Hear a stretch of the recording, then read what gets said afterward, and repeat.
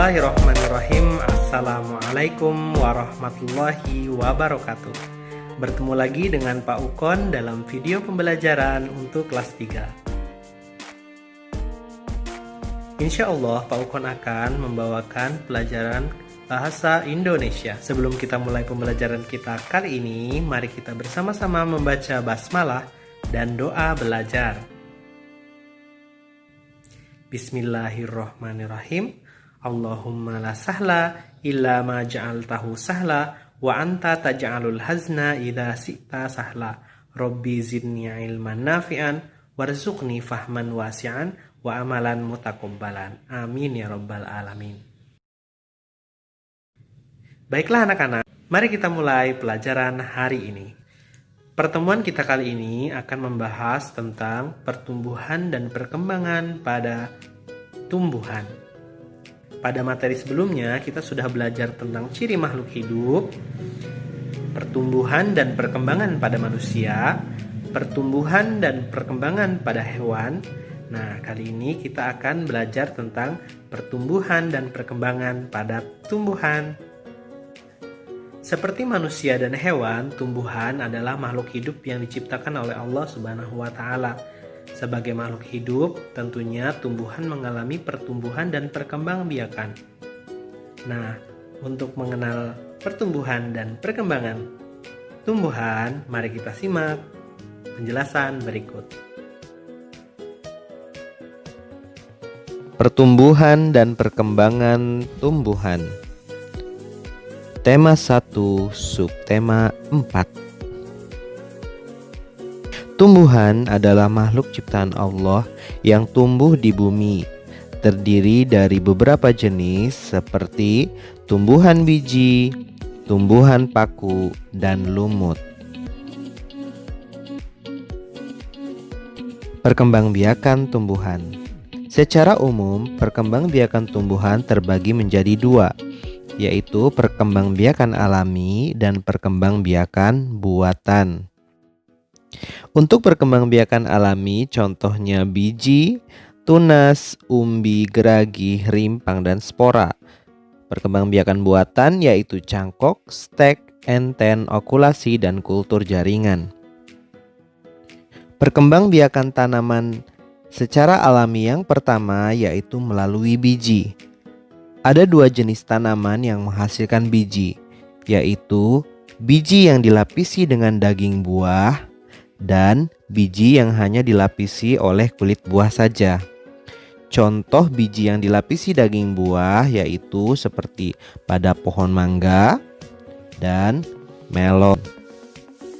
Sedangkan yang hanya dilapisi oleh kulit buah saja yaitu seperti pada kacang tanah, kemudian pada jagung, dan juga pada buah kacang mete. Selanjutnya, perkembangbiakan alami yang kedua yaitu tunas. Tunas adalah anakan tumbuhan yang tumbuh pada akar, batang, atau pada daun. Tanaman yang berkembang biak dengan cara bertunas yaitu tanaman pisang, tanaman bambu, tanaman cocor bebek, dan tanaman tebu. Selanjutnya, perkembangbiakan secara alami yang ketiga yaitu umbi. Umbi terbentuk dari bagian tumbuhan yang membesar. Pada pelepah daun disebut umbi lapis, contohnya pada tanaman bawang. Pada batang disebut umbi batang, contohnya pada tanaman kentang. Pada akar disebut umbi akar, contohnya pada tanaman wortel dan bengkuang. Perkembangbiakan alami selanjutnya yaitu geragih atau stolon. Geragih adalah sulur tanaman yang tumbuh menjadi anakan pohon. Tanaman yang berkembang biak dengan cara geragih yaitu stroberi, pegagan, semanggi, dan rumput teki. Perkembangbiakan alami yang selanjutnya yaitu rimpang. Rimpang adalah batang tanaman yang tumbuh menjalar di bawah tanah. Tanaman yang berkembang biak dengan cara rimpang yaitu jahe, kunyit, kencur, dan ilalang.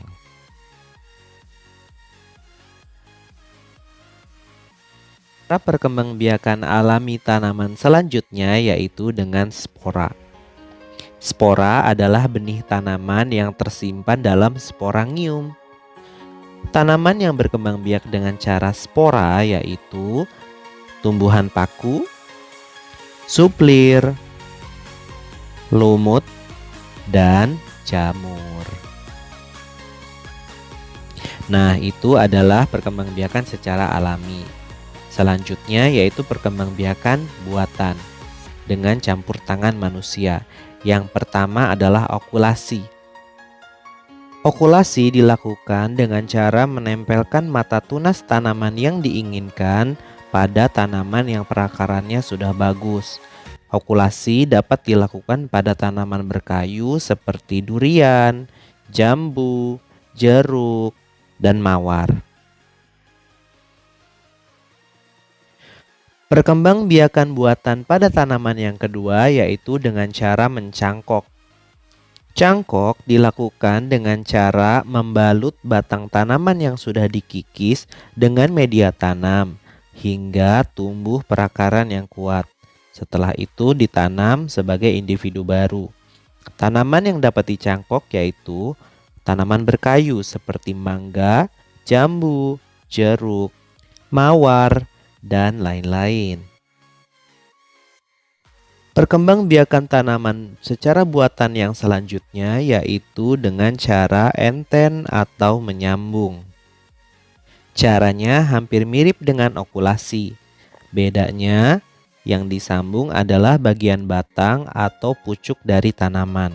Tanaman yang diperbanyak dengan cara enten atau menyambung, contohnya seperti mangga, jambu, kamboja, mawar, dan beberapa tanaman lainnya. Perkembangbiakan buatan tanaman selanjutnya yaitu dengan cara stek. Stek adalah cara memperbanyak tanaman dengan menanam potongan tanaman itu sendiri, baik itu batang, daun maupun akar. Tanaman yang dapat di-stek diantaranya lidah buaya, jambu, kamboja, melati, dan lain-lain. Cara perkembangbiakan tanaman secara buatan yang selanjutnya yaitu dengan cara kultur jaringan.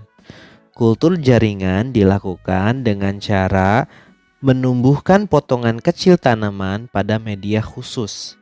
Biasanya kultur jaringan dilakukan untuk memperbanyak tanaman-tanaman yang sulit berkembang biak secara alami. Contohnya pada anggrek, pada tanaman langka, dan lain sebagainya. Selanjutnya kita akan mengenal tahapan pertumbuhan pada tumbuhan. Tahap pertama yaitu benih atau bibit, baik itu berupa biji, tunas, rimpang, umbi, dan lain-lain yang akan tumbuh menjadi kecambah, tanaman kecil atau tanaman muda, lalu tumbuh menjadi tanaman dewasa.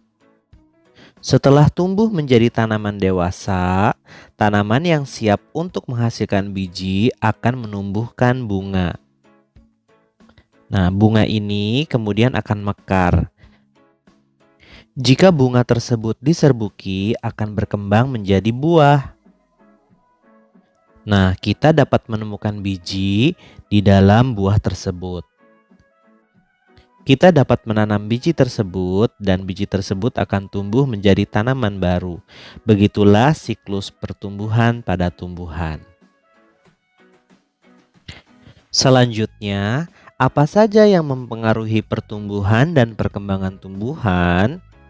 Yang pertama yaitu genetik, yaitu sifat-sifat yang diturunkan oleh induk tumbuhan kepada anaknya, seperti kecepatan pertumbuhan dan daya tahan terhadap lingkungan. Yang kedua yaitu nutrisi. Nutrisi yaitu ketersediaan unsur hara dan mineral yang dibutuhkan tanaman seperti pupuk, air, dan sebagainya. Selanjutnya, cahaya matahari. Cahaya matahari dibutuhkan tanaman untuk berfotosintesis.